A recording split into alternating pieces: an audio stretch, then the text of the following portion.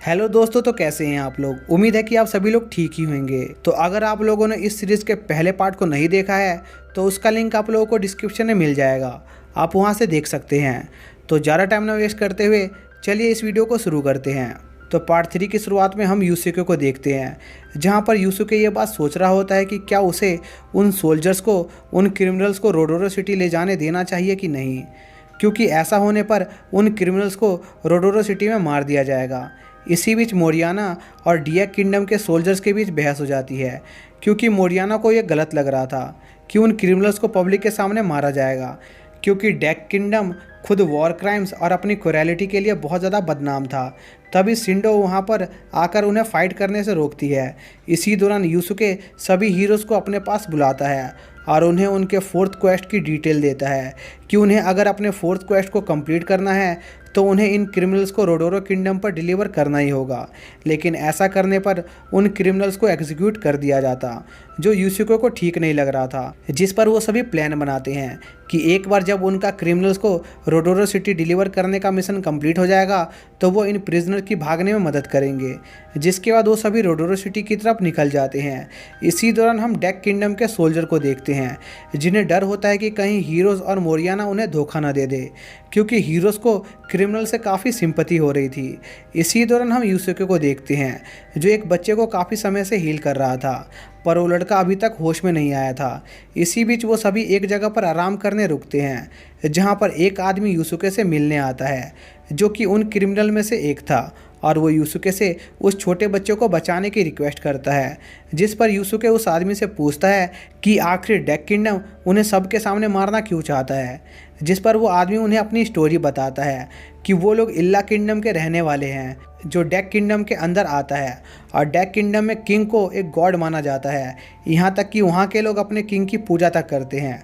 पर इल्ला किंगडम के लोग किंग के साथ साथ अपने गॉड अश्वरोथ को भी मानते हैं और उनकी पूजा करते हैं, जो डेक किंगडम के किंग को बिल्कुल अच्छा नहीं लगता था। इसलिए उस किंग ने गॉड अश्वरोथ की पूजा करने वाले सभी लोगों को मारने का ऑर्डर पास कर दिया, जिसमें कई लोग मारे गए, और अब उनके साथ भी ऐसा ही होने वाला है। जिस पर यूसुके डेक किंगडम के सोल्जर्स के लीडर से बात करने जाता है और उससे पूछता है कि आखिर वो अश्वरोथ को मारने वाले लोगों को रोडोरो सिटी में क्यों एग्जीक्यूट करना चाहता है। जिस पर वो उन्हें बताता है कि गॉड अश्वरोथ के सारे वर्शिपर इल्ला किंगडम से आते हैं, जहां जाने का रास्ता रोडोरो किंगडम से होकर जाता है, और वो उन्हें रोडोरो में एग्जीक्यूट करके एक मिसाल कायम करना चाहते हैं, ताकि कोई भी इंसान किंग के खिलाफ ना जाए। पर यह बात युका को बहुत बुरी लगती है और वो डेक किंगडम के किंग के बारे में उल्टा सीधा बोल देती है, जो देखकर उस कैप्टन को युका पर गुस्सा आ जाता है। पर यूसुके उन दोनों को शांत करता है और सोचता है कि दोनों किंगडम के लोग अपने किए गए फैसले को बिल्कुल सही मानते हैं।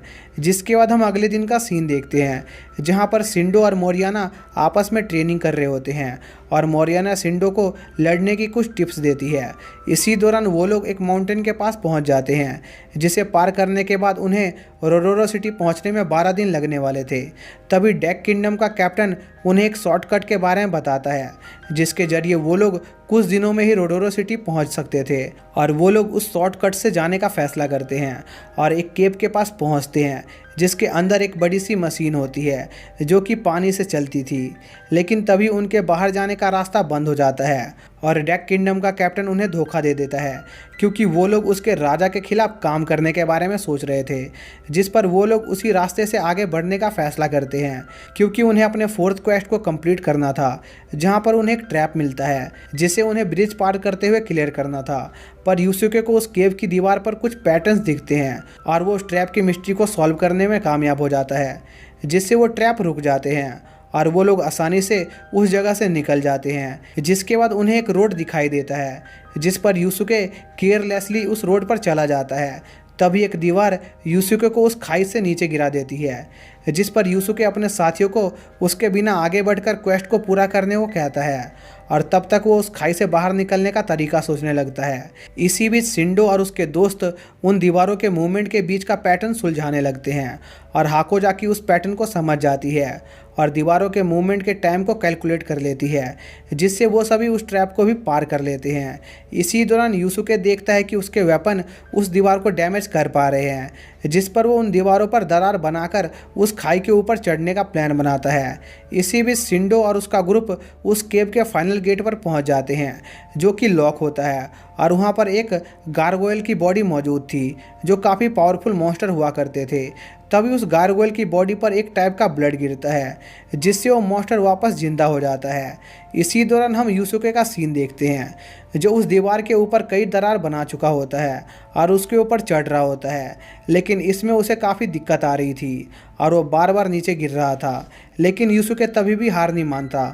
और बार बार ऊपर चढ़ने की कोशिश करता रहता है। इसी बीच हम यूसुके के बचपन का सीन देखते हैं, जहाँ पर स्कूल में उसके कोई भी दोस्त नहीं हुआ करते थे और सब उसे इग्नोर मारा करते थे, जिससे यूसुके को काफ़ी तकलीफ होती थी। और आज फिर से यूसुके अकेले ऐसी मुसीबत में फंसा हुआ है। इसी दौरान यूसुके की आग भी ख़त्म हो जाती है, जिससे उसे दरारें दिखना भी बंद हो जाती है। लेकिन यूसुके इससे भी हार नहीं मानता, क्योंकि वो एक विलेज में पला बड़ा था और उसे अंधेरे में भी काम करने की आदत थी, और वो अपनी पूरी कोशिश करते हुए फाइनली उस दीवार के ऊपर चढ़ जाता है और जल्द से जल्द अपने दोस्तों को ढूंढने जाने लगता है। तभी रास्ते में यूसुके को एक लोड पॉइंट मिलता है, जिससे उसे पता चलता है कि उसके दोस्तों के सफ़र के दौरान मोरियाना के एक साथी की डेथ हो गई थी, जिससे यूसुके को काफ़ी बुरा लगता है, क्योंकि वो पहला इंसान था जो यूसुके को इस वर्ल्ड में एक दोस्त की तरह लगता था। और यूसुके को उसके साथ गुजारे पल याद आने लगते हैं और यूसुके को लगता है कि इसमें उसकी ही गलती है, क्योंकि अगर वो डेक किंगडम के कैप्टन के साथ जाने का फैसला नहीं करता तो आज वो जिंदा होता। जिसके बाद यूसुके उसे एक आखिरी बार अलविदा करके अपने दोस्तों के पास जाने लगता है। इसी बीच हम यूसुके के दोस्तों का सीन देखते हैं, जिन पर कुछ बैट्स हमला कर रहे होते हैं और वो गारगोयल उनकी तरफ बढ़ रहा होता है, जिस पर मोरियाना और शिंडो उस गारगोयल को रोकने जाने लगते हैं और मोरियाना उस गारगोयल से फाइट करने लगती है, जो काफ़ी पावरफुल था, और शिंडो कुछ बैट से लड़ रही होती है। तभी वो गारगोयल मोरियाना पर एक अटैक करता है, जिससे मोरियाना घायल हो जाती है और उस ब्रिज से नीचे गिर जाती है, और वो गारगोयल शिंडो को मारने उसकी तरफ बढ़ता है, जिस पर शिंडो पीछे हटने लगती है और गलती से एक बैट को मार देती है, जिससे उस जगह का समय रुक जाता है, क्योंकि शिंडो लेवल 10 पर पहुंच गई थी और उसके रोल चेंज होने का समय आ गया था। जिस पर शिंडो को थोड़ा अफसोस होता है कि अगर ऐसा थोड़े समय पहले हुआ होता तो मोरियाना अभी भी जिंदा होती। जिसके बाद गेम मास्टर शिंडो का रोल सेलेक्ट करने लगता है और शिंडो उस रोल टाइम का फ़ायदा उठाकर उस गायरगोयल पर अटैक करने लग जाती है। तभी शिंडो को एक वॉरियर का रोल मिलता है और वो उस गायरगोयल पर अपनी स्वॉर्ड से अटैक करती है, पर उस अटैक से उस मॉन्स्टर को कुछ नहीं होता और वो मॉन्स्टर शिंडो पर अटैक कर देता है, जिससे वो भी उस ब्रिज से नीचे गिरने वाली होती है, पर वो किसी तरह बच जाती है। इसी बीच हम मोरियाना की बॉडी को पानी के अंदर देखते हैं। तभी शिंडो अपने मेज की हैट और शील्ड को समन करती है और उस मॉन्स्टर पर अटैक करने जाने लगती है, जिस पर वो मॉन्स्टर शिंडो पर अपने ब्लेड से अटैक करता है, पर शिंडो उस अटैक को ब्लॉक कर लेती है और उस मॉन्स्टर के हाथ पर अटैक करती है, पर वो मॉन्स्टर शिंडो का हाथ काट देता है और उसे एक तगड़ा पंच मारता है। लेकिन शिंडो उस अटैक से भी बच जाती है और अपने कटे हुए हाथ का यूज़ करके उस मॉन्स्टर पर अटैक करती है। इसी दौरान हम यूसुके को देखते हैं, जो अभी भी इस कन्फ्यूज़न में होता है कि आखिर इस गेम ने उसे इस वर्ल्ड को बचाने के लिए क्यों चुना है, और क्या शिंडो और उसके साथी सच्ची में उसके दोस्त है कि नहीं, या वो भी उसे बाकियों की तरह धोखा दे देंगे। लेकिन तभी यूसुके इन सभी बातों के बारे में सोचना बंद करता है और अपने दोस्तों की मदद करने जाता है, जहाँ पर वो देखता है कि शिंडो ने अकेले एक मॉन्स्टर को मार दिया था। तभी यूसुके को पता चलता है कि मोरियाना ब्रिज से नीचे गिर गई है, जिस पर यूसुके मोरियाना को बचाने जाता है, जिसके कुछ समय बाद मोरियाना को दोबारा होश आता है, जहाँ उसे पता चलता है कि यूसुके ने मोरियाना को बचाने में बहुत मेहनत करी थी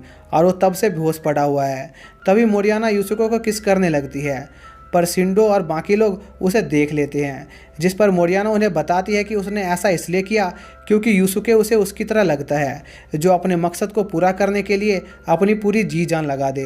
जैसे वो अपने किंगडम की सबसे स्ट्रॉन्गेस्ट नाइट बनने के लिए कर रही है। तभी यूसुके को होश आ जाता है और उसे बेहोशी के टाइम एक क्लू मिलता है कि शायद से उन्हें जो सामान रोडोरो किंगडम पहुंचाना है वो कोई भी चीज़ हो सकती है, क्योंकि गेम मास्टर ने उन्हें कोई स्पेसिफिक चीज़ को डिलीवर करने को नहीं कहा था और ज़रूरी नहीं कि वो चीज़ वो क्रिमिनल्स ही हो जिसे उन्हें रोडोरो पहुंचाना हो। और वो किसी और चीज़ को भी रोडोरो में डिलीवर करके अपना मिशन पूरा कर सकते हैं। और उन्हें उनके पहले के क्वेस्ट का एग्जाम्पल देता है, जैसे कि शिंडो का फर्स्ट क्वेस्ट एक गॉब्लिन को मारना था, इसलिए वो चाहे किसी भी टाइप के गॉब्लिन्स को मारती तब भी उसका क्वेस्ट पूरा हो सकता था। और वो इस लूप होल के बारे में सबको बताता है, लेकिन यूसुके को अपनी इस थ्योरी पर पूरा यकीन नहीं था, इसलिए वो थोड़ा कंफ्यूज हो जाता है। और इसी के साथ ये पार्ट यहीं पर एंड हो जाता है।